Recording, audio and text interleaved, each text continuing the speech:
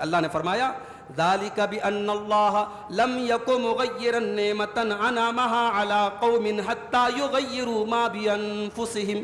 اللہ تبارک و تعالی کسی قوم کے حالات کو تب تک نہیں بدلتا ہے جب تک وہ قوم اپنے کرتوتوں کو نہ بدل لے۔ آپ چین سے روزی روٹی کھا رہے ہیں، آپ کا کاروبار اچھا چل رہا ہے، آپ کے بال بچے خوش ہیں، خرم ہیں، آپ کی فیملی خوشحال ہے، اللہ تبارک و تعالیٰ آپ کو پریشانی میں، تکلیف میں، کاروبار کی پریشانی میں، بیماری میں تب تک نہیں ڈالے گا حتی یغیروا ما بانفسہم، جب تک آپ اللہ تعالیٰ کی نافرمانی پر نہ اتر جائیں۔ اگر آپ ناشکری پر اتریں گے، نافرمانی پر اتریں گے، تب اللہ کا عذاب آئے گا۔ آج افسوس کی بات ہے کہ جس امت کو اللہ تبارک و تعالیٰ نے قدم قدم پر اتحاد کا حکم دیا تھا، آج وہی امت اختلاف میں بٹھی ہے۔ اور اختلاف کیوں ہے؟ اپنے سینٹر سے ہٹی ہے۔ جس چیز کو اللہ نے مضبوطی سے پکڑنے کا حکم دیا تھا وَاعْتَصِمُوا بِحَبْلِ اللَّهِ جَمِيعًا وَلَا تَفَرَّقُوا، آج اللہ کی اس رسی کو سب نے چھوڑا ہے۔ کوئی کہیں بھاگ رہا ہے، کوئی کہیں بھاگ رہا ہے، کوئی کسی کو بڑا مان رہا ہے، کوئی کسی کو بڑا مان رہا ہے۔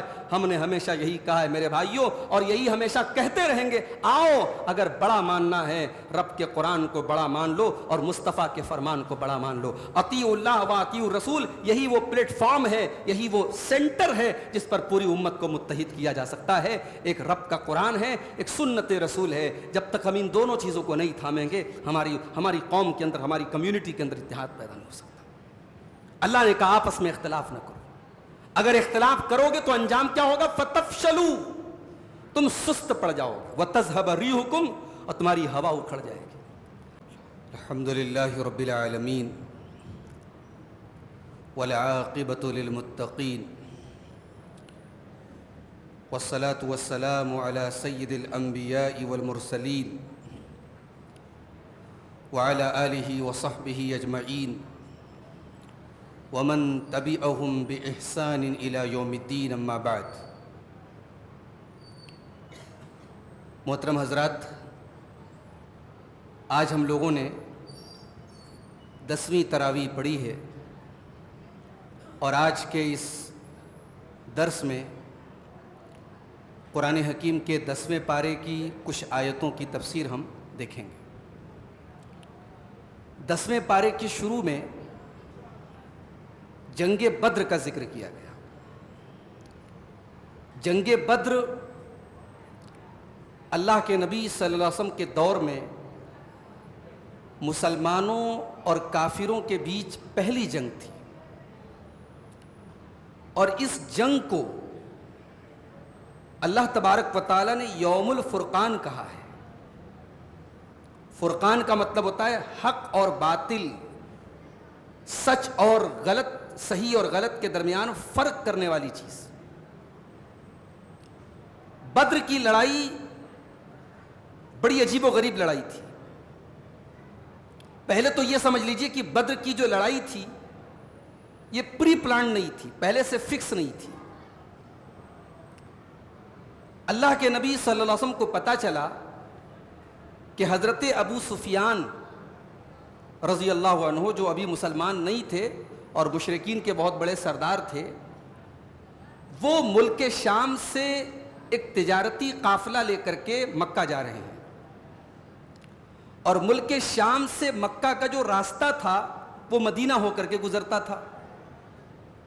اور ہم یہ بھی جانتے ہیں کہ مسلمانوں کے ساتھ بہت ظلم ہوا تھا، مسلمانوں کے مال کو، ان کی پراپرٹیز کو، ان کی زمین اور جائیداد کو مشرکین مکہ نے زبردستی قبضہ کر لیا تھا۔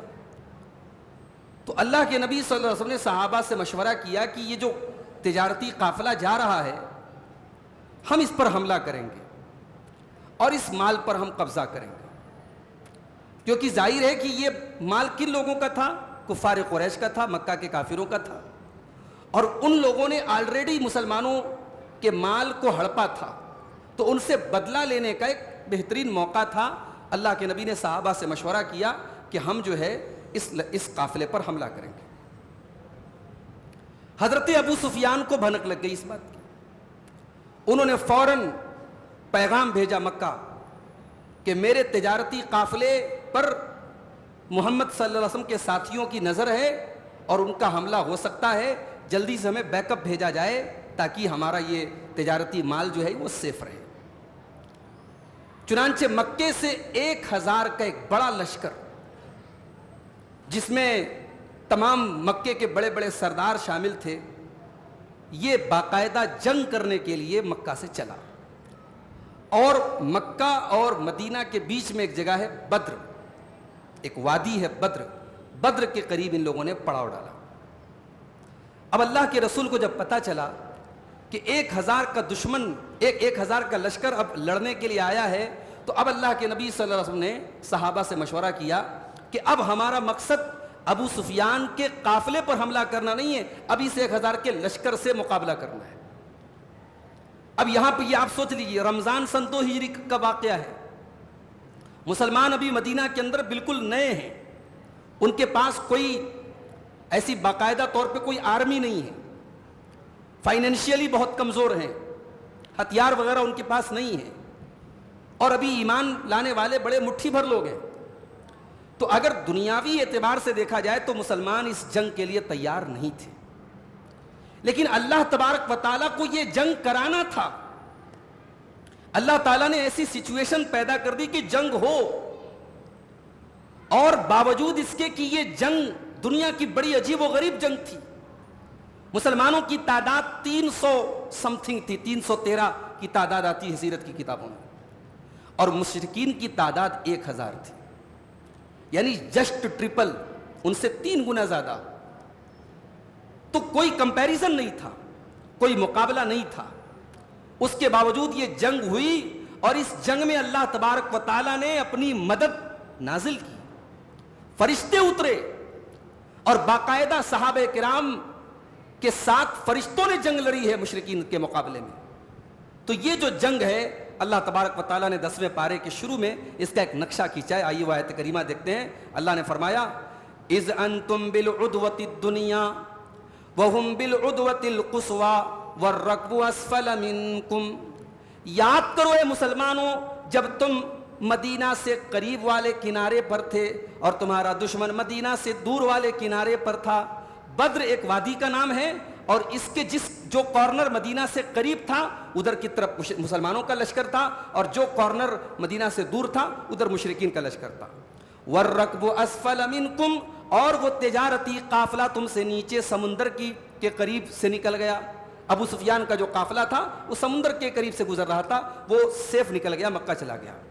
وَلَوْ تَوَاعَدتُّمْ لَاخْتَلَفْتُمْ فِي الْمِيعَادِ، اگر تم پہلے سے طے کرتے تو شاید تم طے نہ کر پاتے، اگر پہلے سے پری پلان کی جنگ ہوتی تو شاید نہ ہو پاتی، کیونکہ مسلمان تیار نہیں تھے اس جنگ کے لیے۔ جو طاقت چاہیے، جو ہتھیار چاہیے، جو فوج چاہیے، وہ تھی نہیں مسلمانوں کے پاس، اور مشرکین بھی تیار نہ ہوتے کیونکہ وہ بلا وجہ ابھی جنگ کرنا نہیں چاہتے تھے، لیکن حالات ایسے پیدا ہو گئے کہ یہ جنگ ہوئی۔ اللہ نے فرمایا وَلَوْ تَوَاعَدتُّمْ لَاخْتَلَفْتُمْ فِي الْمِيعَادِ، اگر تم پہلے سے طے کرتے تو طے نہ کر پاتے۔ وَلَٰكِن لِّيَقْضِيَ اللَّهُ أَمْرًا كَانَ مَفْعُولًا، لیکن اللہ تبارک و تعالیٰ کو ایسا کام کرنا تھا، اور یہ کام ہو کر کے پورا ہونے والا تھا۔ لِيَهْلِكَ مَنْ هَلَكَ عَن بَيِّنَةٍ وَيَحْيَىٰ مَنْ حَيَّ عَن بَيِّنَةٍ، اس جنگ کا مقصد کیا تھا؟ تاکہ جو ہلاک ہو وہ دلیل کو دیکھ کر کے ہلاک ہو، اور جو زندہ رہے وہ دلیل کو دیکھ کر کے زندہ رہے۔ کیا مطلب؟ اس کا 2 مطلب ہے۔ اس جنگ کے بعد، اب اس جنگ میں جو لوگ مرے تھے، مشرکین کے جو سردار مرے تھے، وہ یہ دیکھ کر کے مرے تھے کہ واقعی محمد اللہ کے رسول ہیں صلی اللہ علیہ وسلم۔ وہ یہ دیکھ کر کے مرے تھے کہ ہماری تعداد ان سے 3 گنا زیادہ ہے، پھر بھی ہم ہار گئے، ہمارے 70 آدمی مارے گئے، اور ہم جو ہے شکست سے دوچار ہوئے۔ اس کا مطلب کہ مسلمانوں کے ساتھ اللہ کی طاقت ہے۔ تو دلیل کو، جو مرا وہ دلیل کو دیکھ کر کے مرا، اور جو زندہ بچا وہ بھی دلیل کو دیکھ کر، جو لوگ باقی بچے وہ بھی یہ دیکھ کر کے وہ باقی بچے کہ نہیں صاحب، واقعی میں محمد رسول اللہ کے ساتھ اللہ کی طرف سے طاقت ہے، اللہ کا سپورٹ ہے، اللہ کی مدد ہے۔ ایک مطلب تو اس آیت کا یہ ہے، اور دوسرا مطلب یہ ہے، اللہ کہہ رہا ہے لِيَهْلِكَ مَنْ هَلَكَ عَن بَيِّنَةٍ، تاکہ جو ہلاک ہو وہ دلیل کو دیکھ کر کے ہلاک ہو۔ یعنی اب اگر کوئی ایمان نہیں لاتا ہے، کوئی محمد رسول اللہ کا کلمہ نہیں پڑھتا ہے، تو دلیل تو سامنے آ چکی ہے۔ 313 کا چھوٹا سا کمزور سا لشکر 1000 کے لشکر پر غالب آ چکا ہے۔ اب اس کے بعد بھی اگر اس سچائی کا کوئی انکار کرتا ہے، اس کا مطلب وہ دلیل کو دیکھ کر کے، وہ پروف کو دیکھ کر کے، وہ بینہ کو دیکھ کر کے انکار کرتا ہے۔ تو جس کو ہلاک ہونا ہے وہ دلیل کو دیکھ کر کے ہلاک ہو، اور جس کو زندہ ہونا ہے، جس کو ایمان لانا ہے، وہ دلیل کو دیکھ کر کے ایمان لائے۔ وَإِنَّ اللَّهَ لَسَمِيعٌ عَلِيمٌ، اور اللہ تعالیٰ سب کچھ سننے والا اور جاننے والا ہے۔ اس کے بعد اللہ تبارک و تعالیٰ نے مسلمانوں کو جنگ کے میدان میں 5 فارمولے دیے۔ کسی بھی دور میں اگر مسلمان جنگ کے میدان میں کامیاب ہونا چاہتے ہیں، اللہ نے 5 پوائنٹس ان کو بتائے، 5 سوتری فارمولا دیا، 5 نکات اللہ تعالیٰ نے بتایا کہ ان 5 فارمولاز پر عمل کرو، تم کامیاب ہو جاؤ گے۔ یا ایھا الذین آمنوا اذا لقیتم فئۃ فاثبتوا، اے ایمان والو، جب تمہارا مقابلہ کسی فوج سے، کسی دشمن سے ہو، تو پہلا کام یہ کرنا ہے کہ تمہیں ڈٹے رہنا ہے، میدان جنگ میں ڈٹے رہنا ہے، میدان چھوڑ کے بھاگنا نہیں ہے۔ اسی لیے اللہ کے نبی فرماتے تھے صحابہ کرام سے کہ جنگ کی دعا مت کرو، لا تتمنوا لقاء العدو، تمنا مت کرو کہ جنگ ہو۔ مسلمان جنگ چاہتا نہیں ہے، مسلمان جنگ میں بلا وجہ پہل نہیں کرتا ہے، لیکن جب جنگ ہو جائے فاثبتوا، تو ڈٹ جاؤ۔ اسی لیے اللہ کے نبی صلی اللہ علیہ وسلم فرماتے ہیں کہ 7 ہلاک کر دینے والی چیزوں سے بچو۔ 7 ایسی چیزیں ہیں جو انسان کو دنیا اور آخرت میں تباہ کر دیں گی، ہلاک کر دیں گی۔ ان 7 چیزوں میں ایک چیز یہ بھی ہے، وَالتَّوَلِّ يَوْمَ الزَّحْفِ، جنگ کے میدان سے بھاگ جانا۔ جنگ کے میدان سے بھاگنا یہ مومن کی شان نہیں ہے، یہ مومن کو سوٹ نہیں کرتا، یہ مومن کو شوبھا نہیں دیتا۔ تو پہلا فارمولا، اذا لقیتم فئۃ فاثبتوا، جب دشمن سے تمہارا مقابلہ ہو تو تم ڈٹ جاؤ۔ اس کے بعد فرمایا وَاذْكُرُوا اللَّهَ كَثِيرًا لَعَلَّكُمْ تُفْلِحُونَ، اور اللہ کو تم کثرت سے یاد کرو، تبھی تم کامیاب ہو سکتے ہو۔ جنگ سے زیادہ کریٹیکل سچویشن کیا ہوگی؟ جنگ کے میدان میں ہر انسان کو اپنی جان کی پرواہ ہوتی ہے، اپنی جان کی فکر ہوتی ہے، یا تو سامنے والے کو مارنا ہے یا مرنا ہے، 2 ہی آپشن ہوتے ہیں۔ اللہ کہہ رہا ہے کہ جنگ کے میدان جیسی کریٹیکل سچویشن میں بھی تمہاری زبان پر اللہ کا ذکر ہونا چاہیے، کیونکہ یہ جنگ یہ رولنگ کے لیے نہیں ہے، یہ جنگ پیس آف لینڈ کے لیے نہیں ہے، یہ جنگ دنیا میں نام کمانے کے لیے نہیں ہے، یہ جنگ اپنے بازوؤں پر میڈل حاصل کرنے کے لیے نہیں ہے، یہ جنگ اللہ کے دین کی سربلندی کے لیے، اللہ کے توحید کے لیے، اور اللہ کی زمین کو شرک سے پاک کرنے کے لیے ہے۔ اس لیے جنگ کے میدان میں بھی تمہیں اللہ کا ذکر کثرت سے کرنا ہے۔ اس سے ایک سبق یہ بھی ملا کہ ایک مومن کے لیے بہت بڑی طاقت اللہ کے ذکر میں ہے، اسی لیے مسلمان کو جنگ کے میدان میں اللہ کا ذکر کرنے کا حکم دیا گیا ہے۔ آج بدنصیبی ہے ہماری میرے بھائی، ہم جنگ کے حالات میں نہیں ہیں، ہم تو اپنے گھروں میں چین سے اپنے بچوں کے ساتھ، اپنی بیوی کے ساتھ، اپنے پریوار کے ساتھ مزے سے زندگی گزار رہے ہیں۔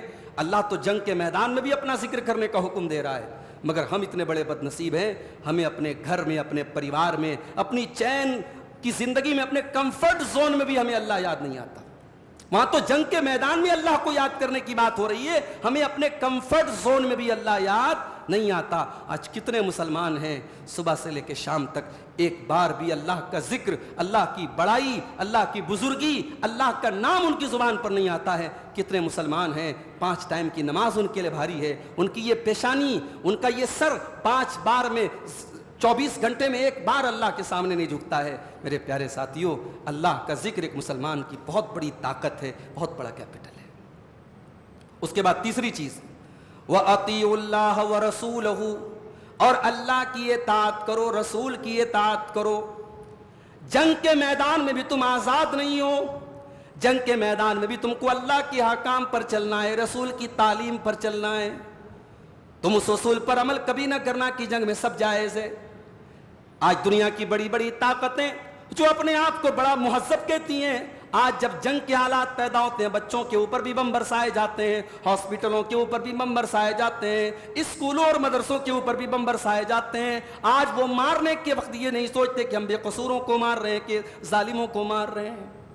لیکن اللہ تو وہ ہے میرے بھائیوں، اسلام تو وہ ہے جو جنگ کے میدان میں بھی ہم کو رول اینڈ ریگولیشن دیتا ہے، جو جنگ کے میدان میں بھی قاعدے اور قانون دیتا ہے. اور اللہ فرماتا ہے وَأَطِيعُوا اللَّهَ وَرَسُولَهُ، تم اللہ کی اطاعت کرتے رہنا، رسول کی اطاعت کرتے رہنا، تم جنگ کے میدان میں بھی اللہ کی نافرمانی نہ کرنا.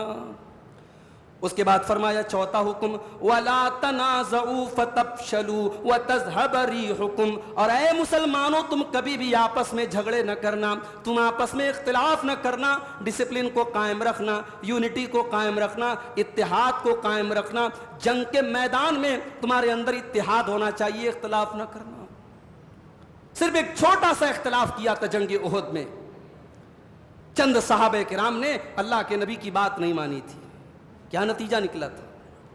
سورہ آل عمران کی تفسیر میں نے بیان کیا تھا کہ پوری جنگ کا پانسا پلٹ گیا اور مسلمان جیتی ہوئی جنگ ہار گئے. تو اللہ کہہ رہا ہے یہ چوتھا کام تمہیں کرنا ہے، آپس میں نزاع نہیں کرنا ہے، جھگڑے نہیں کرنا ہے، آپس میں متحد رہنا ہے. اور یہ صرف جنگ کے میدان کی بات نہیں ہے میرے بھائی، یہ ہماری نارمل لائف میں، ہماری عام زندگی میں بھی مسلمانوں کو یہ تعلیم دی گئی ہے کہ تمہارے اندر اتحاد ہونا چاہیے. آج افسوس کی بات ہے کہ جس امت کو اللہ تبارک و تعالیٰ نے قدم قدم پر اتحاد کا حکم دیا تھا، آج وہی امت اختلاف میں بٹھی ہے. اور اختلاف کیوں ہے؟ اپنے سینٹر سے ہٹی ہے. جس چیز کو اللہ نے مضبوطی سے پکڑنے کا حکم دیا تھا وَاعْتَصِمُوا بِحَبْلِ اللَّهِ جَمِيعًا وَلَا تَفَرَّقُوا، آج اللہ کی اس رسی کو سب نے چھوڑا ہے. کوئی کہیں بھاگ رہا ہے، کوئی کہیں بھاگ رہا ہے، کوئی کسی کو بڑا مان رہا ہے، کوئی کسی کو بڑا مان رہا ہے. ہم نے ہمیشہ یہی کہا ہے میرے بھائیوں، اور یہی ہمیشہ کہتے رہیں گے، آؤ اگر بڑا ماننا ہے رب کے قرآن کو بڑا مان لو اور مصطفیٰ کے فرمان کو بڑا مان لو. اطیعوا اللہ واطیعوا الرسول، یہی وہ پلیٹ فارم ہے، یہی وہ سینٹر ہے جس پر پوری امت کو متحد کیا جا سکتا ہے. ایک رب کا قرآن ہے، ایک سنت رسول ہے. جب تک ہم ان دونوں چیزوں کو نہیں تھامیں گے ہماری قوم کے اندر، ہماری کمیونٹی کے اندر اتحاد پیدا نہیں ہو سکتا. اللہ نے کہا آپس میں اختلاف نہ کرو. اگر اختلاف کرو گے تو انجام کیا ہوگا؟ فتفشلوا، تم سست پڑ جاؤ گے، وتذهب ريحكم، اور تمہاری ہوا اکھڑ جائے گی. اب یہاں وہ حدیث یاد کیجیے آپ، ابو داؤد کی صحیح حدیث ہے، اللہ کے رسول نے فرمایا کہ وہ دور بھی تم پر آئے گا جب دنیا کی ساری قومیں تم پر ٹوٹ پڑیں گی، کما تدال اکلۃ الی قصعتها، جیسے کھانے والے دسترخوان پہ ٹوٹ پڑتے ہیں. کئی دن سے کوئی آدمی کھانا نہ کھایا ہو اور اس کو کھانے میں بہترین جو ہے ڈشز مل جائیں تو جس طریقے سے ٹوٹ پڑے گا، اے مسلمانوں دنیا کی ساری قومیں تم پر ٹوٹ پڑیں گی. صحابہ کرام نے پوچھا تھا اے اللہ کے نبی کیا اس وقت ہماری تعداد کم ہوگی؟ آپ نے فرمایا نہیں، تعداد بہت ہوگی. وَلَكِنَّكُمْ غُثَاءٌ كَغُثَاءِ السَّيْلِ، لیکن تمہاری حیثیت سیلاب کے اوپر جو جھاگ ہوتا ہے، پانی کے اوپر جو بلبلے ہوتے ہیں، تم بلبلے کی طرح ہو جاؤ گے. پانی کے اوپر جو جھاگ ہوتا ہے تم جھاگ کی طرح ہو جاؤ گے. تمہارے اندر کوئی اسٹرینتھ نہیں ہوگی، کوئی اسٹیبلٹی نہیں ہوگی، کوئی طاقت نہیں ہوگی. جو تمہیں چاہے گا مسل دے گا، ختم کر دے گا. حالات گواہ ہیں میرے بھائی، حالات گواہ ہیں، اور دنیا دیکھ رہی ہے کہ آج ہماری کیا کیفیت ہے. آج جو حالات ہم دنیا کے خطے میں دیکھ رہے ہیں، جس قسم کی بربریت اور حیوانیت اور ظلم کا ننگا ناچ وہاں ناچا گیا، اور ساری دنیا خاموش ہے اور ہم خود بھی خاموش ہیں. ہم بھئی زیادہ سے زیادہ رونا رو سکتے ہیں، زیادہ سے زیادہ ہم اسٹیٹس لگا سکتے ہیں، ہم فیس بک پر اپنے غم کا اظہار کر سکتے ہیں، اس سے زیادہ ہم کیا کر سکتے ہیں؟ تو یہ حالت ہماری ہوگی. اللہ نے فرمایا تم سیلاب کے جھاگ کی طرح ہو جاؤ گے. اللہ کے رسول نے فرمایا اللہ تبارک و تعالیٰ دشمنوں کے دلوں سے تمہارے دبدبا کو نکال دے گا، تمہارے دلوں میں اللہ تعالیٰ کمزوری ڈال دے گا. صحابہ نے پوچھا ہے اللہ کے نبی کون سی کمزوری ڈال دے گا؟ آپ نے فرمایا حب الدنیا و کراہیت الموت، تم دنیا سے بہت زیادہ محبت کرنے لگو گے، تمہیں دنیا بہت چہیتی ہو جائے گی، دنیا بہت محبوب ہو جائے گی، اور موت سے تم کو کراہیت اور موت سے نفرت ہو جائے گی. صحابہ کرام موت سے نہیں ڈرتے تھے.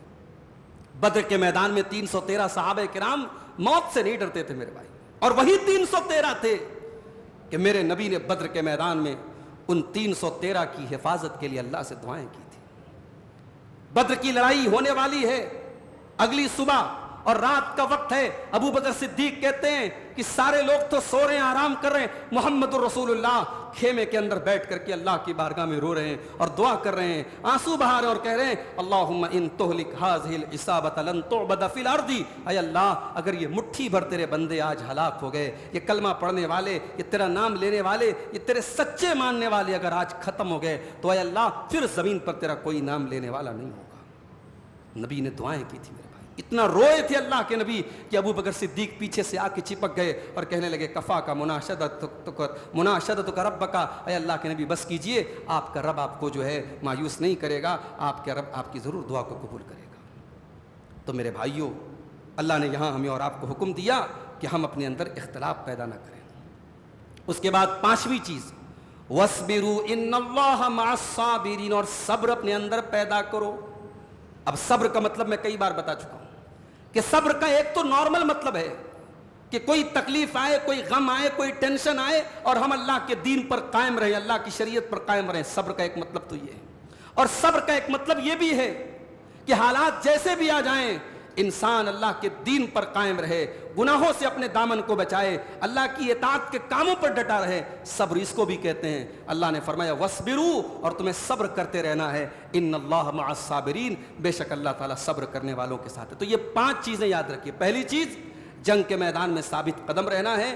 دوسری چیز اللہ تبارک و تعالیٰ کا کثرت سے ذکر کرنا ہے.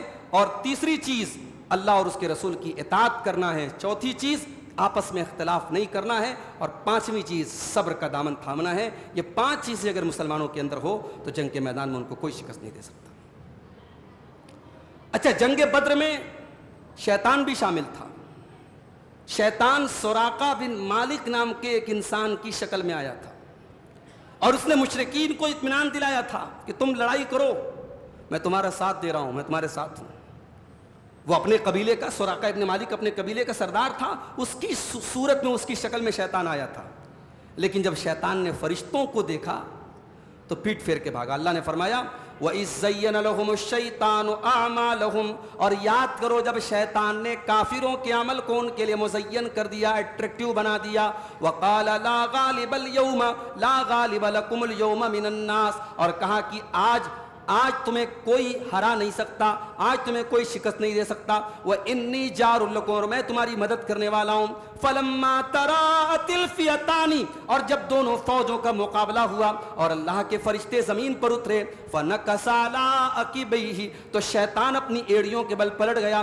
وَقَالَ إِنِّي بَرِيءٌ مِّنكُمْ, اور کہنے لگا میں تو تم سے بری ہوں, مجھے تم سے کوئی مطلب نہیں ہے. إِنِّي أَرَىٰ مَا لَا تَرَوْنَ, میں وہ دیکھ رہا ہوں جو تم نہیں دیکھ رہے ہو. إِنِّي أَخَافُ اللَّهَ, میں اللہ سے ڈر رہا ہوں. وَاللَّهُ شَدِيدُ الْعِقَابِ, اللہ بہت سخت سزا دینے والا ہے.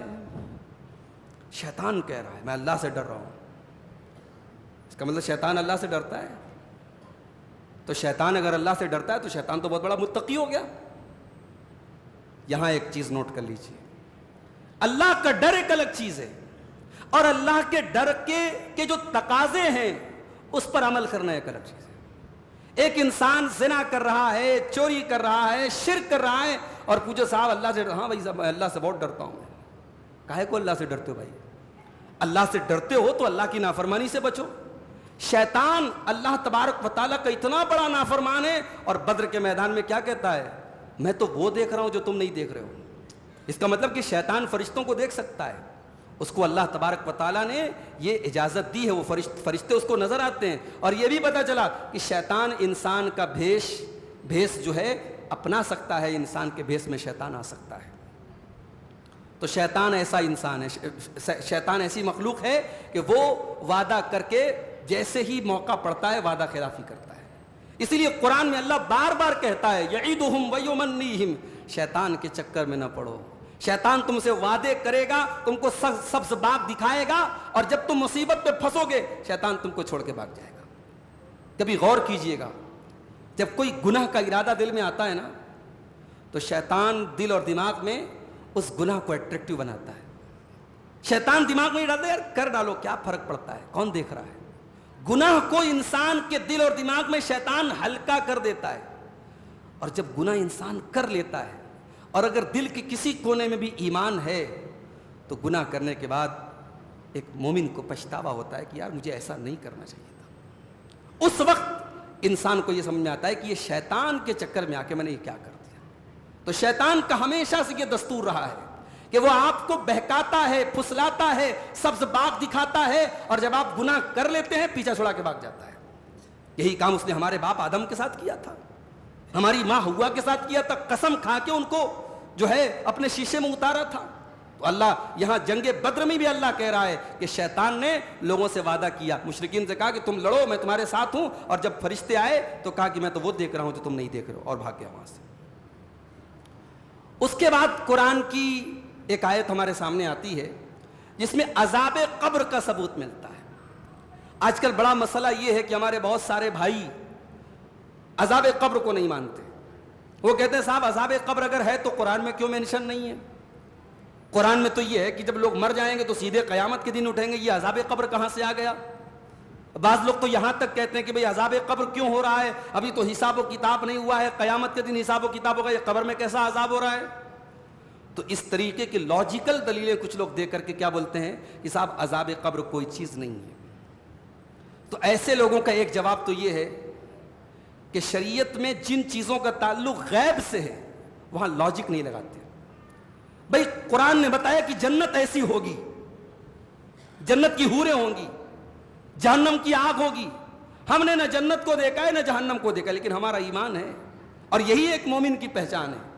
قرآن شروع کرتے ہیں, قرآن کا پہلا پارہ کھولتے ہیں, اللہ کیا فرماتا ہے؟ الف لام میم ذالک الکتاب لا ریب فیہ ھدی للمتقین الذین یؤمنون بالغیب. ایمان والے تو وہ ہیں جو غیب پر ایمان رکھتے ہیں, دیکھا نہیں ہے, انویزیبل تھنگس ہیں جو لاجک میں نہیں آئیں گی, جو دماغ میں نہیں آئیں گی, جو نظر نہیں آ رہی, لیکن ایمان رکھتے ہیں. تو عذاب قبر کا تعلق غیب سے ہے, ہمیں ایمان رکھنا ہے. ایک جواب تو یہ ہے. دوسرا جواب یہ ہے کہ شریعت صرف قرآن کا نام تو نہیں ہے. قرآن کہتا ہے نماز پڑھو, لیکن نماز کیسے پڑھو؟ قرآن خاموش ہے. رکوع میں کیا پڑھنا؟ قرآن خاموش. سجدے میں کیا پڑھنا؟ قرآن خاموش. اتحیات میں کیسے بیٹھنا؟ قرآن خاموش. ہاتھ کہاں باندھنا؟ قرآن خاموش. تو ہمیں نماز پڑھنا ہے تو صاحب ہم صرف قرآن کو لے کر کے تو نماز نہیں پڑھ سکتے, ہمیں تو حدیث کا بھی سہارا لینا پڑے گا نا. اور حدیث یہ بتاتی ہے کہ عذاب قبر سچا ہے. ہمارے نبی صلی اللہ علیہ وسلم ہر نماز میں دعا مانگتے تھے, اللہم انی اعوذ بک من عذاب القبر, اے اللہ میں تیری پناہ چاہتا ہوں قبر کے عذاب سے. تو ایک جواب تو یہ کہ صاحب حدیث بتا رہی قبر میں عذاب ہوگا, نبی نے قبر کے عذاب سے پناہ مانگی, بات ختم. اگر اس پر بھی آپ کی عقل کام نہیں کر رہی ہے تو تیسرا جواب آئیے میں قرآن سے آپ کو دے رہا ہوں. وَلَوْ تَرَى إِذْ يَتَوَفَّى الَّذِينَ كَفَرُوا الْمَلَائِكَةَ, اور یاد کرو جب فرشتے کافروں کی روح نکالتے ہیں, کافروں کی جان نکالتے ہیں, یضربون وجوہہم وادبارہم, وہ ان کے چہروں پر مارتے ہیں, ان کی پیٹھ پر مارتے ہیں, ان کی سرین پر مارتے ہیں, ان کے چہرے پر مارتے ہیں, ان کی سرین پر, ان کے پاخانے کے راستے پر مارتے ہیں. وذوقوا عذاب الحریق, اور کہتے ہیں کہ چکھو آگ کا عذاب, چکھو جلنے کا عذاب. اب یہ بتا دو بھائی یہ کون سا عذاب ہے جو روح کو نکالنے کے وقت دیا جا رہا ہے اور فرشتے کہہ رہے چکھو جلنے کا عذاب؟ جلنے کا عذاب تو ابھی قیامت کے دن جب جنت جہنم ڈیسائیڈ ہوگی تب ہوگا. یہ کون سا عذاب ہو رہا ہے؟ اسی کا نام قبر کا عذاب ہے, اسی کا نام برزخ کا عذاب ہے. اور اس سے یہ ثابت ہوا کہ عذاب قبر کی شروعات ایک مومن, ایک کافر اور منافق کے مرنے کے ٹائم سے ہی شروع ہو جاتی ہے. کوئی بھی, چاہے مومن ہو, چاہے منافق ہو, چاہے کافر ہو, کوئی بھی ہو, اس کے ساتھ قبر کے اندر اور برزخ کے اندر اس کے عمل کے اعتبار سے, اس کے عقیدے کے اعتبار سے اس کے ساتھ ٹریٹمنٹ ہوتا ہے, اور جیسا اس کا عمل اور عقیدہ ہوتا ہے اس حساب سے اس کے ساتھ معاملہ ہوتا ہے. عذاب بھی ہو سکتا ہے, ثواب بھی مل سکتا ہے, جنت کی کھڑکی بھی کھل سکتی ہے, اور جہنم کی ایک ہلکی سی جھلک بھی اس کو دیکھنے کو مل سکتی ہے. اس کے بعد اللہ تعالیٰ نے ایک اصول بیان کیا. شاعر کا ایک شعر ہے, خدا نے آج تک اس قوم کی حالت نہیں بدلی, نہ ہو جس کو خیال خود اپنی حالت کے بدلنے کا. شاعر کا یہ شعر ہے, اور قرآن کریم کی یہ آیت کریمہ جو ہمارے سامنے آ رہی ہے وہ بھی ہمیں یہی پیغام دے رہی ہے کہ اللہ تبارک و تعالیٰ کسی قوم کے حالات کو تب تک نہیں بدلتا ہے جب تک وہ قوم اپنے کرتوت کو نہ بدلے. اللہ نے فرمایا ذالک بأن اللہ لم یک مغیرا نعمتا انعمها علی قوم حتی یغیروا ما بانفسہم. اللہ تبارک و تعالیٰ کسی قوم کے حالات کو تب تک نہیں بدلتا ہے جب تک وہ قوم اپنے کرتوتوں کو نہ بدل لے. آپ چین سے روزی روٹی کھا رہے ہیں, آپ کا کاروبار اچھا چل رہا ہے, آپ کے بال بچے خوش ہیں, خرم ہیں, آپ کی فیملی خوشحال ہے, اللہ تبارک و تعالیٰ آپ کو پریشانی میں, تکلیف میں, کاروبار کی پریشانی میں, بیماری میں تب تک نہیں ڈالے گا حتیٰ یغیروا ما بانفسہم, جب تک آپ اللہ تعالیٰ کی نافرمانی پر نہ اتر جائیں. اگر آپ ناشکری پر اتریں گے, نافرمانی پر اتریں گے, تب اللہ کا عذاب آئے گا. اور یہی بات اللہ قرآن کے 5ویں پارے کی آخری آیت میں بھی کہتا ہے. قرآن کے 5ویں پارے کی آخری آیت میں اللہ نے کیا فرمایا کہ اے میرے بندو, ما یفعل اللہ بعذابکم ان شکرتم وآمنتم وکان اللہ شاکرا علیما. اے میرے بندو, اللہ تعالیٰ تم کو اپنا عذاب دے کر کے کیا کرے گا اگر تم اللہ کے شکر گزار بندے بن جاؤ, اگر تم ایمان والے بندے بن جاؤ, اللہ تم پر اپنا عذاب کیوں نازل کرے گا. وکان اللہ شاکرا علیما, اللہ تو بہت بڑا شاکر ہے, بہت بڑا نیکیوں کی قدر کرنے والا ہے. تم چھوٹے چھوٹے عمل کرتے ہو, اللہ بڑا بڑا بدلہ دیتا ہے. وہ تو قدر کرنے والا اور دلوں کا حال جاننے والا ہے. اللہ تم پر بلا وجہ اپنا عذاب نازل نہیں کرے گا اگر تم ایمان والے بن جاؤ اور شکریہ کرنے والے بن جاؤ. اس کے بعد مسلمانوں کو ایک سبق دیا گیا کہ اگر کبھی ایسا دور آئے کہ آپ کو لگے کہ ہم پریشان ہیں, تو صرف دعائیں کرنے سے کام نہیں چلے گا کہ یا اللہ ہمیں طاقت دے دے, ہمیں قوت دے دے. آپ خود کچھ کریے, اپنے آپ کو مضبوط بنائیے.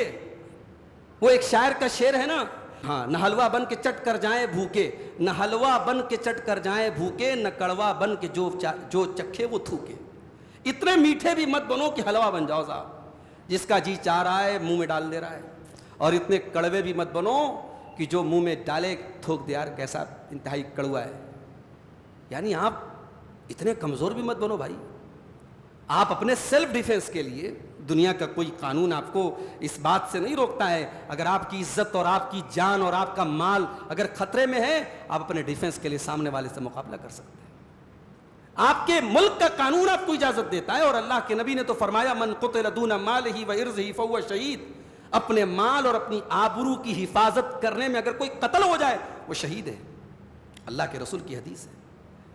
اس لیے اسلام بزدلی کا نام نہیں ہے, اسلام دعاؤں کا بہانہ بنا کر کے اپنے آپ کو اپاہج اور مجبور بنانے کا نام نہیں ہے. اگر اللہ تبارک و تعالیٰ کے دین میں کامیابی صرف دعاؤں کی بدولت ملتی تو اللہ کے نبی 313 صحابہ کو لے کر کے بدر کے میدان میں نہ گئے ہوتے.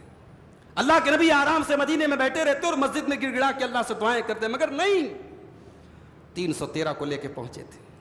اور کبھی موقع ملے گا میرے نوجوان ساتھیوں تو جنگ بدر کی تاریخ پڑھنا, ایمان تازہ ہو جائے گا آپ کا.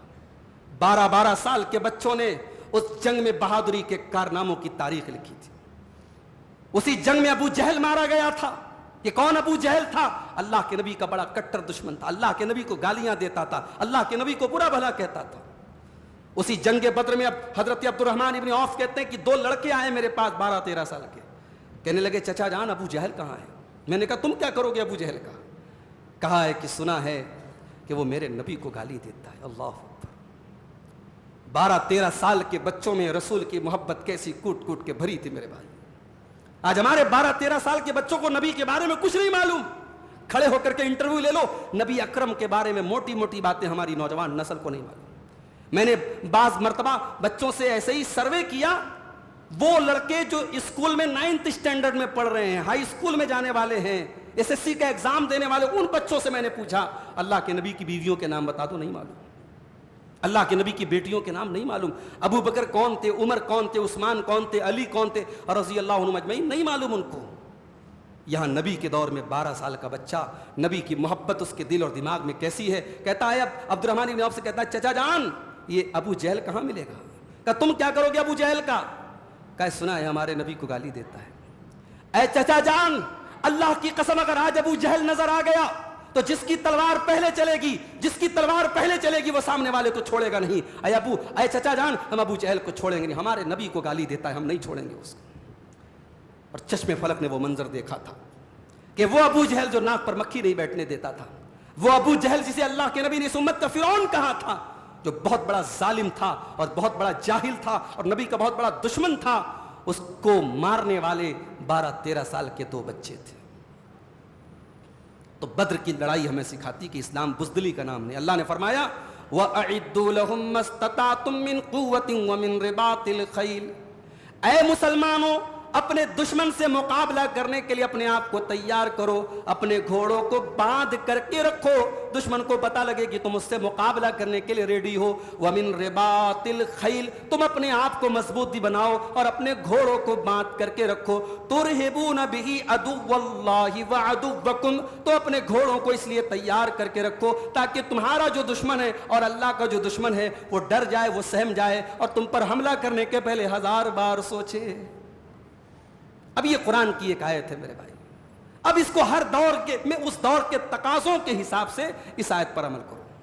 جس چیز کا دور ہے، جس دور میں جو چیز آپ کو مضبوطی دے رہی ہے، آپ کو زمانے میں کمزور نہیں ہونے دے رہی ہے، زمانے کی طاقتوں، زمانے کے ظالموں سے آپ کو لڑنے کے لیے اور ان کا مقابلہ کرنے کے لیے آپ کو ڈیفنس کی طاقت دے رہی ہے، ان چیزوں کو آپ اپنا سکتے ہیں۔ بعض علماء نے یہاں قوت سے مراد تیر اندازی لیا ہے کہ تیر اندازی انسان کو سیکھنا چاہیے، مگر صحیح بات یہ ہے کہ اس کو جب اللہ تعالیٰ نے کامن رکھا ہے تو ہم بھی کامن رکھیں کہ ہر دور کے جو تقاضے ہیں اس تقاضے کے حساب سے آپ اس آیت پر عمل کیجئے۔ وَأَعِدُّوا لَهُم مَّا اسْتَطَعْتُم مِّن قُوَّةٍ، کہ اے مسلمانوں اپنے دشمن سے مقابلہ کرنے کے لیے جو بھی طاقت تم اکٹھا کر سکتے ہو اکٹھی کرو۔ وَمِن رِّبَاطِ الْخَيْلِ، اور اپنے گھوڑوں کو باندھ کر کے رکھو تاکہ تمہارا دشمن تم پر غلط نظر اٹھانے کی جرات نہ کر سکے۔ اچھا، اب یہاں پر ایک اور آیت ہمارے سامنے آتی ہے، جنگ کا طریقہ بتایا گیا، جنگ کے آداب بتائے گئے، جنگ کی تیاری کرنے کا حکم دیا گیا۔ ایک سوال پیدا ہوا کہ کیا اسلام لڑنے بھیڑنے کی تعلیم دیتا ہے؟ اسلام کا مقصد یہ ہے کہ زمین پہ خون خرابہ ہوتا رہے؟ اللہ نے کہا نہیں، فرمایا وَإِن جَنَحُوا لِلسَّلْمِ فَاجْنَحْ لَهَا، اے میرے نبی اگر آپ کے دشمن آپ سے صلح کرنے کے لیے جھک جائیں، اگر صلح کرنے کا آفر کریں فَاجْنَحْ لَهَا، تو آپ بھی جھک جائیے۔ سامنے سے اگر صلح کا آفر ہو رہا ہے تو اسلام یہ نہیں کہتا ہے وہ صلح کرنے کا آفر دے رہا ہے تب بھی جنگ کرتے رہو، اگر سامنے سے صلح کا آفر ہو رہا ہے تو تم بھی صلح کر لو، جھک جاؤ۔ وَتَوَكَّلْ عَلَى اللَّهِ، اور اللہ کے اوپر بھروسہ کر لو، إِنَّهُ هُوَ السَّمِيعُ الْعَلِيمُ، اللہ تعالیٰ سب کچھ سننے والا جاننے والا ہے۔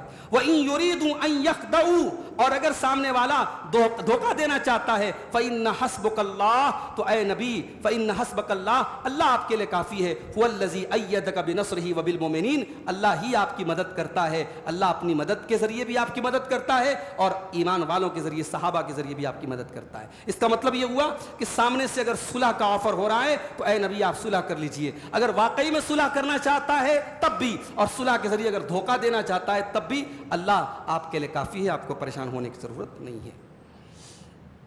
اس کے بعد سورہ توبہ شروع ہوتی ہے۔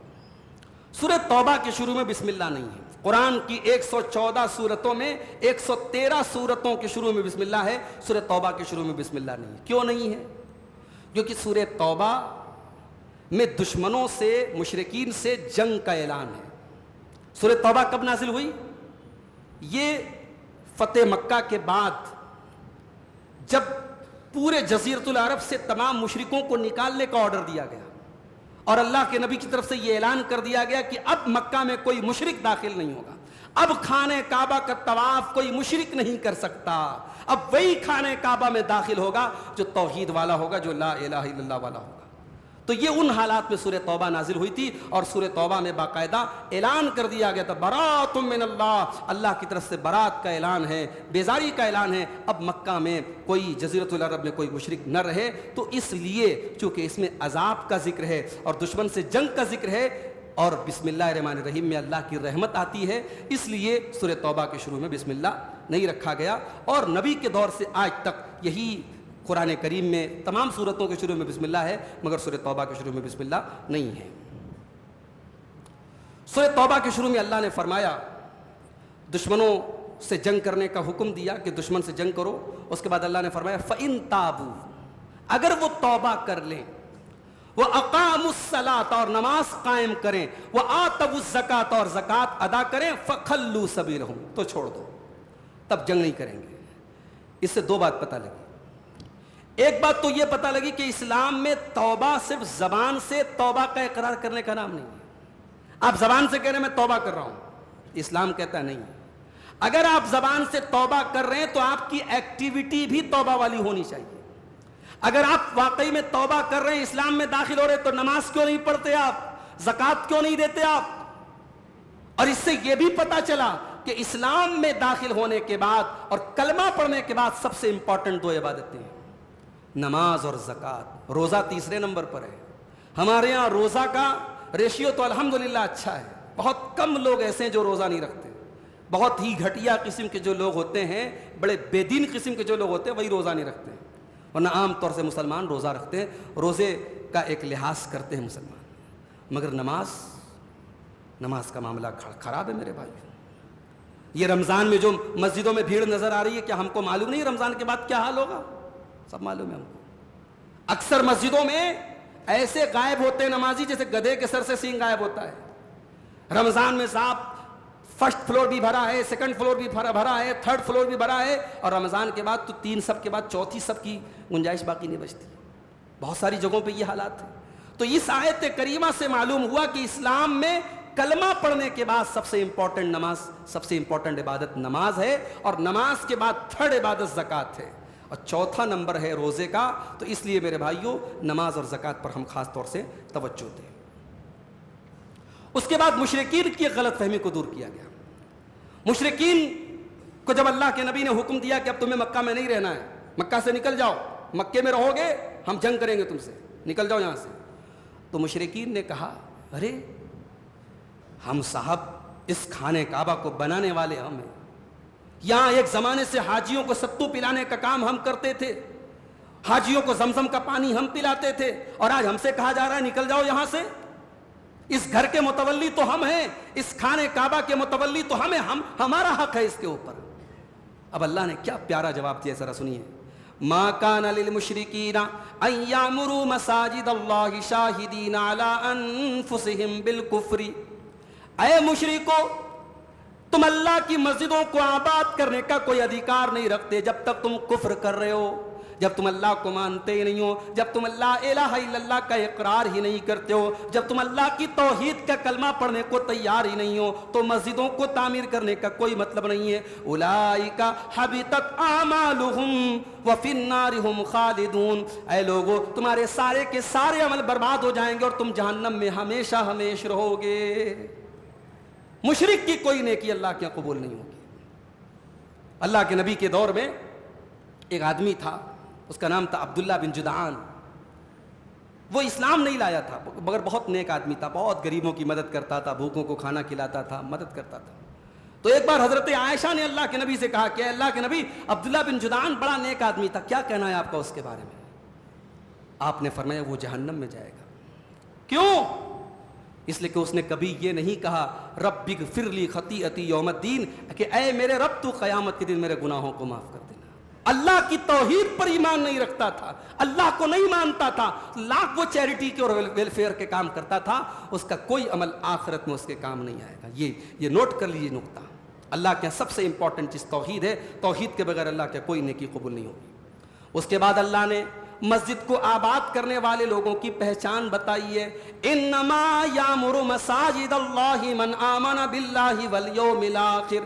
اللہ کی مسجد کو تو وہی لوگ آباد کرتے ہیں جو اللہ کے اوپر ایمان رکھتے ہیں اور قیامت کے دن کے اوپر ایمان رکھتے ہیں. وہ اقام الصلاۃ, اور نماز قائم کرتے ہیں, وہ آت الزکات, اور زکات دیتے ہیں, ولم یخش الا اللہ, اور صرف اللہ سے ڈرتے ہیں. فعسى اولئک ان یکونوا من المہتدین, یہی لوگ ہدایت پانے والوں میں سے. اجعلتم سقایۃ الحاج وعمارۃ المسجد الحرام کمن آمن باللہ والیوم الآخر. اے مکہ کے کافرو, کیا تم یہ سمجھتے ہو کہ حاجیوں کو پانی پلانا اور کھانے کعبہ کو تعمیر کرنا, یہ کام کیا ایمان لانے والوں کے برابر ہو جائے گا جو اللہ کے اوپر ایمان لاتا ہے اور جو قیامت کے دن کے اوپر ایمان لاتا ہے؟ وجاہد فی سبیل اللہ, اور جو اللہ کی راہ میں جہاد کر رہا ہے. کیا تم یہ سمجھتے ہو حاجیوں کو پانی پلا لینے سے اور کھانے کعبہ کی تعمیر کر لینے سے تم ان کے برابر ہو جاؤ گے؟ کبھی نہیں ہو سکتے. لا یستوون عند اللہ, یہ دونوں لوگ برابر نہیں ہو سکتے اللہ کے نزدیک. حاجیوں کو پانی پلانے والا اور خانہ کعبہ کی تعمیر کرنے والا ایمان لانے والے کے برابر اللہ کے یہاں کبھی نہیں ہو سکتا ہے. واللہ لا یہدی القوم الظالمین، اللہ ظالموں کو ہدایت نہیں دیتا ہے. اس کے بعد سورہ توبہ کی 24 نمبر کی آیت ہمارے سامنے آتی ہے. ہم لوگوں کو بعض لوگ جو ہے مذاق میں 24 نمبر بولتے ہیں. جیسے کرناٹک میں بولتے ہیں صاحب، وہ ہمارے جو بیدتی بھائی ہوتے ہیں ان کو لڈو بولتے لوگ، لڈو. تو وہ اہل حدیثوں کو بھی کچھ الٹا سیدھا نام دیتے ہیں. تو ایسی کہیں کہ اہل حدیث کو جو ہے وہابی کو 24 نمبر بولا جاتا ہے. کیوں؟ اس کا ایک نمبرنگ سسٹم آتا ہے. یہ جو 786 نکالتے ہیں نا بسم اللہ الرحمن الرحیم کا، اور اللہ کے نبی کے نام کا نکالتے 92. تو کہیں کہ آپ دیکھتے ہوں گے مکان پہ لکھا رہتا ہے 786/92، 786/92، 92. تو ایسے ہی وہابی کا جو لفظ ہے اس کی گنتی آتی ہے 24. تو بعض لوگ اہل حدیث کا مذاق اڑاتے ہیں، بولتے ہیں یہ 24 نمبر ہوتے ہیں. تو میں کہتا ہوں ہاں، ہم لوگ 24 نمبر والے ہیں. ہم اقرار کرتے ہیں کہ ہم 24 نمبر. کون سے 24 نمبر والے ہیں؟ آئیے سورہ توبہ کی آیت نمبر 24 والے 24 نمبر ہیں ہم لوگ. اللہ نے فرمایا سورہ توبہ کی آیت نمبر 24 میں، قُلْ إِنْ كَانَ آبَاؤُكُمْ وَأَبْنَاؤُكُمْ وَإِخْوَانُكُمْ وَأَزْوَاجُكُمْ وَعَشِيرَتُكُمْ وَأَمْوَالٌ اقْتَرَفْتُمُوهَا وَتِجَارَةٌ تَخْشَوْنَ كَسَادَهَا وَمَسَاكِنُ تَرْضَوْنَهَا. اللہ نے 8 چیزوں کا نام لیا. اے نبی آپ بتا دیجئے، اگر تم اپنے باپ دادا سے محبت کرتے ہو، اگر اپنی اولاد سے محبت کرتے ہو، اگر اپنے بھائیوں سے محبت کرتے ہو، اگر اپنی بیویوں سے محبت کرتے ہو، اگر اپنے مال سے محبت کرتے ہو، اگر اپنے خاندان سے محبت کرتے ہو، اگر اپنے کاروبار سے محبت کرتے ہو، اگر اپنے گھر بار سے محبت کرتے ہو، تو اے ایمان والو کان کھول کر کے سن لو، احب الیکم من اللہ ورسولہ وجہاد فی سبیلہ فتربصوا حتی یاتی اللہ بِأَمْرِ. تو اے ایمان والو، اگر ان 8 چیزوں میں سے کسی چیز کی محبت اللہ سے زیادہ ہو جائے، اس کے رسول سے زیادہ ہو جائے، اور اللہ کی راہ میں جہاد سے زیادہ ہو جائے، فَتَرَبَّصُوا، تو تم اللہ کے عذاب کا انتظار کرو، حَتَّى يَأْتِيَ اللَّهُ بِأَمْرِهِ، یہاں تک کہ اللہ کا عذاب آ جائے. پتہ یہ چلا کہ اولاد کی محبت اپنی جگہ ہے، بیوی کی محبت اپنی جگہ ہے، ماں باپ کی محبت اپنی جگہ ہے، مال کی محبت اپنی جگہ ہے، کاروبار کی محبت اپنی جگہ ہے، مگر سب سے بڑھ کے محبت کس چیز کی ہونی چاہیے؟ اللہ کی، اس کے رسول کی، اور اللہ کی راہ میں جہاد کی. یہ 3 چیزیں ہم ایک مومن کی زندگی میں سب سے اوپر ہونی چاہیے. اللہ سے زیادہ کسی سے محبت نہیں، اس کے رسول سے زیادہ کسی سے محبت نہیں. اور رسول کے بارے میں تو اللہ کے نبی نے یہاں تک فرمایا کہ جب تک اپنی جان سے بڑھ کے نبی سے پیار نہیں کرو گے تب تک مومن نہیں ہو سکتے. ایک حدیث میں اللہ کے نبی نے فرمایا کہ 3 چیزیں جس کے دل میں پیدا ہو جائیں وہ ایمان کی مٹھاس کو پائے گا. ایمان کے ٹیسٹ کو، ایمان کے ذائقے کو، ایمان کی چاشنی کو کون پائے گا؟ جس کے اندر 3 چیزیں ہوں گی. اور اس میں سے پہلی چیز کیا ہے؟ ان یکون اللہ ورسولہ احب الیہ مما سواہما، اللہ اور اس کے رسول کی محبت تمام چیزوں سے بڑھ کے ہو جائے. تو ہم یہ والے 24 نمبر ہے بھائی. ہمارا کہنا یہی ہے کہ پیروں سے، بزرگوں سے، اولیاء سے اور تمام نیک لوگوں سے محبت کرو، مگر رسول سے بڑھ کے نہیں. ابھی ہمارے ہندوستان کے ایک بہت بڑے عالم کا ویڈیو بھی وائرل ہوا تھا، جو جمعیت علماء ہند کے بہت، یعنی ایک بڑی تنظیم، ایک بڑی آرگنائزیشن ہے، اور جمعیت علماء ہند کے جو ہے وہ ایک بہت بڑے پوسٹ پر ہیں. ان کا ایک ویڈیو آیا تھا کہ صاحب، نوجوانوں سے میں کہتا ہوں کہ اس دور میں اگر دین پر چلنا ہے تو علماء دیوبند کی بات پہ چلو. علماء دیوبند نے جتنا لکھا اور جتنا کہا ہے اس سے ذرہ برابر آگے پیچھے نہیں ہٹنا ہے. وہی دین ہے، وہی شریعت ہے. تو ہمیں تو مولانا الطاف حسین حالی کا شعر یاد آ گیا. مولانا الطاف حسین حالی نے کیا کہا تھا؟ نبی کو جو چاہیں خدا کر دکھائیں، اماموں کا رتبہ نبی سے بڑھائیں، مزاروں پہ جا جا کے نظریں چڑھائیں، شہیدوں سے جا جا کے مانگے دعائیں، نہ توحید میں کچھ فرق اس سے آوے، نہ اسلام بگڑے نہ ایمان جاوے. وہی بات ہے میرے بھائی. آپ نے اپنے علماء کو اتنی بڑی اتھارٹی دے دی کہ صاحب انہوں نے جو لکھ دیا، جو بول دیا، وہی پتھر کی لکیر ہے، وہی دین ہے، وہی شریعت ہے، وہی اسلام ہے. ہم اس سے ایگری نہیں کرتے. ہم تو وہ ہیں، ہمارے علماء کی کتابوں میں بھی اگر کسی نے کہا کہ یہ بات غلط ہے، ہم نے ڈنکے کی چوٹ پہ مانا کہ ہاں جو غلط ہے سو غلط ہے. ہماری جماعت کے بہت بڑے عالم تھے علامہ ثناء اللہ امرتسری رحمۃ اللہ علیہ، اللہ ان کی قبر کو نور سے بھر دے. اپنے دور کے تمام بڑے بڑے باطل فرقوں سے انہوں نے مقابلہ کیا تھا، مگر انہوں نے جب قرآن کی تفسیر لکھی تھی، تفسیر ثنائی، اور قرآن کی تفسیر میں کہیں کہیں ان کے قلم میں لغزش پیدا ہو گئی، اور اللہ تعالیٰ کی صفات کے معاملے میں کہیں کہیں انہوں نے جو سلف کا عقیدہ ہے، جو صحابہ کا عقیدہ ہے، اس سے ہٹ کے کچھ باتیں لکھ دی. تو اسی دور کے بڑے بڑے علماء نے فوراً اس پر اعتراض کیا کہ نہیں صاحب، آپ بہت بڑے عالم ہیں، بہت خدمت کی آپ نے اسلام کی، مگر آپ کو اپنی یہ تحریر واپس لینی پڑے گی. اور مولانا ثناء اللہ امرتسری کو اپنی تحریر واپس لینی پڑی اور اپنی بات سے رجوع کرنا پڑا. یہ گٹس اگر کسی میں ہے تو اہل حدیث میں میرے بھائی، یہ طاقت اگر کسی میں تو اہل حدیث میں. اہل حدیث نے کبھی نہیں کہا کہ ہمارے علماء کی آپ اندھی تقلید کرو اور ہمارے اکابر، ہمارے بزرگوں کی ہر بات مانو. میرے پیارے ساتھیوں، آج اکابر پرستی اور علماء پرستی نے امت کا بیڑا غرق کر کے رکھا ہے، اور قرآن کی یہ آیت ہمیں یہی سبق دے رہی ہے کہ ایک مومن کے لیے سب سے بڑھ کے اگر کوئی چیز ہونی چاہیے، اللہ کی محبت ہونی چاہیے اور اس کے رسول کی محبت ہونی چاہیے. اس کے بعد ایک آخری آیت ہم بیان کر کے بات ختم کرتے ہیں.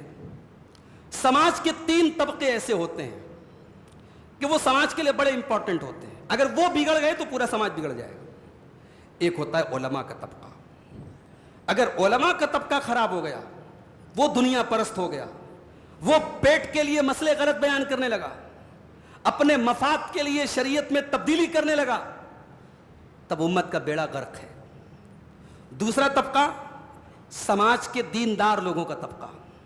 سماج میں وہ لوگ جو دیندار مانے جاتے، جو نمازی ہیں، جو عبادت گزار ہیں، اگر وہ بگڑ گئے، وہ سود کھانے لگے، وہ حرام کھانے لگے، تو ظاہر ہے غلط میسج جائے گا، اور لوگ یہی کہیں گے صاحب اگر یہ لوگ کھا رہے تو اس کا مطلب صحیح ہے.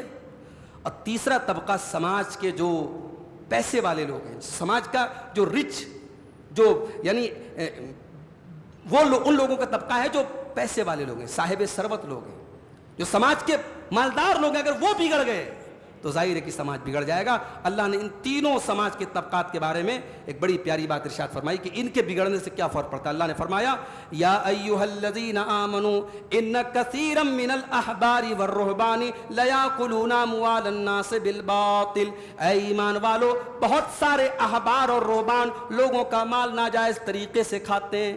یہودیوں کے جو عالم ہوتے تھے ان کو حبر کہا جاتا، ان کو حبر کہا جاتا تھا. حبر کی جمع آتی ہے احبار. اللہ نے کہا کہ یہودیوں کے علماء اور ان کے راہب، ان کے وہ جو عبادت گاہ کے اندر عبادت کیا کرتے تھے، جو راہب تھے، یہ لوگوں کا مال ناجائز طریقے سے کھاتے ہیں. وَيَصُدُّونَ عَن سَبِيلِ اللَّهِ، اور لوگوں کو اللہ کے راستے سے روکتے ہیں. تو ایک علماء کا طبقہ خراب ہو گیا ان کے یہاں، اور ایک عبادت کرنے والوں کا طبقہ خراب ہو گیا. اب تیسرا طبقہ کس کا بچا؟ پیسے والوں کا. اللہ نے فرمایا والذین یکنزون الذهب والفضة ولا ينفقونها فی سبیل اللہ، اور جو لوگ سونا اور چاندی اکٹھا کرتے ہیں اور اس کو اللہ کی راہ میں خرچ نہیں کرتے ہیں، فبشرهم بعذاب علیم، ان کو دردناک عذاب کی بشارت سنا دو. یوم یحمى علیہا فی نار جہنم، قیامت کے دن ان کے سونا چاندی کو جہنم کی آگ میں تپایا جائے گا. فتقوا بہا جباہہم وجنوبہم وظہورہم، اور اسی زیورات سے، اسی سونے چاندی سے ان کی پیشانیوں کو داغا جائے گا، ان کے پہلوؤں کو داغا جائے گا، اور ان کی پیٹھ کو داغا جائے گا، اور کہا جائے گا ھذا ما کنزتم لانفسکم فذوقوا ما کنتم تکنزون. یہی وہ زیور ہے، یہی وہ مال ہے، یہی وہ سونا چاندی ہے جس کو تم اکٹھا کیا کرتے تھے، جس کی زکوٰۃ تم نہیں نکالتے تھے. اس کا مطلب یہ ہوا کہ سونا اور چاندی میں اگر زکوٰۃ نہ نکالی جائے تو وہ سونا اور چاندی قیامت کے دن ہمارے لیے جہنم کی آگ کا جو ہے میرے بھائیو عذاب بن جائے گا. ابھی ایک صاحب کا میں نے بیان دیکھا، وہ ہمارے انڈیا ہی کے ہیں، جدہ میں رہتے ہیں، عالم نہیں ہیں، لیکن صاحب اپنے آپ کو کسی عالم سے کم نہیں سمجھتے. ان کا ایک ویڈیو میں نے دیکھا، وہ سعودی عرب کے بہت سارے علماء کا ریفرنس دے کر کے کہہ رہے ہیں کہ صاحب جو عورتیں زیور پہنتی ہیں اس میں زکوٰۃ دینے کی ضرورت نہیں ہے. سوال یہ ہے کہ سعودی عرب کے علماء کی جو باتیں دلیل کی روشنی میں صحیح ہیں وہ ہم سر آنکھوں پر رکھتے ہیں، لیکن جو باتیں دلیل کی روشنی میں صحیح نہیں ہیں ہم ان کو ایکسیپٹ نہیں کر سکتے. ہم سعودی عرب کے علماء کے مقلد نہیں ہیں میرے بھائی. عورتوں کے زیور کے اوپر زکوٰۃ ہے کہ نہیں ہے یہ ایک اختلافی مسئلہ ہے، اور ہندوستان کے اندر جتنے اہل حدیث علماء ہیں 90% اہل حدیث علماء کا فتویٰ، آپ بڑے بڑے جو جماعت کے علماء ہیں آپ فتویٰ لے لیجئے، فتویٰ یہی آئے گا کہ چاہے عورت وہ زیور پہنتی ہو، چاہے بینک کے لاکر میں رکھا ہو، چاہے الماری میں رکھا ہو، اس کے اوپر زکوٰۃ فرض ہے، اور دلیل کے اعتبار سے یہی موقف مضبوط ہے۔ لیکن اس طریقے کی فتویٰ بازی کرنا اور سعودی عرب کے علماء کا جو ہے ریفرنس دینا، اور عام آدمی، عام پبلک جو ہے وہ تو چاہتی ہے کہ اس کو چھوٹ مل جائے، وہ تو انتظار میں کہ کہیں سے کوئی گنجائش مل جائے۔ کون چاہتا ہے کہ ہر سال سونے کے زیور پہ زکوٰۃ دے، یا 30 گرام 40 گرام سونا عورتوں کے پاس رکھا ہے اور ہزاروں لاکھوں کی زکوٰۃ نکالنی پڑ رہی ہے؟ ان کو تو راستہ ملنا چاہیے، کہیں سے کوئی ایسا فتویٰ مل جائے۔ آج اس فتوے کو اور اس ویڈیو کو بنیاد بنا کر کتنی عورتیں ہیں اور کتنے ہمارے مرد حضرات ہیں کہتے صاحب وہ تو فلاں صاحب کا ویڈیو آیا ہے، انہوں نے تو علماء کا فتویٰ دکھایا ہے کہ صاحب جو عورت زیور پہن رہی ہے اس پہ زکوٰۃ نہیں دینا ہے۔ تو معاف کیجئے گا، قرآن کی یہ آیت اس بات کی صاف دلیل ہے کہ سونا اور چاندی کی اگر زکوٰۃ آپ نہیں نکالیں گے، قیامت کے دن وہ سونا چاندی ہمارے لیے عذاب بن جائے گا، اور اس کو آگ میں تپا کر کے اللہ تبارک و تعالیٰ اس کے ذریعے لوگوں کو عذاب دے گا۔ تو میرے بھائیوں، یہ چند آیتیں تھیں قرآن کریم کے 10ویں پارے کی۔ انشاءاللہ کل ہم 11ویں پارے پر گفتگو کریں گے۔ اللہ سے دعا ہے رب العالمین ہم سب کو قرآن کریم کی ان تعلیمات پر عمل کرنے کی توفیق عطا فرمائے۔ آمین۔ وآخر دعوانا ان الحمد للہ رب العالمین۔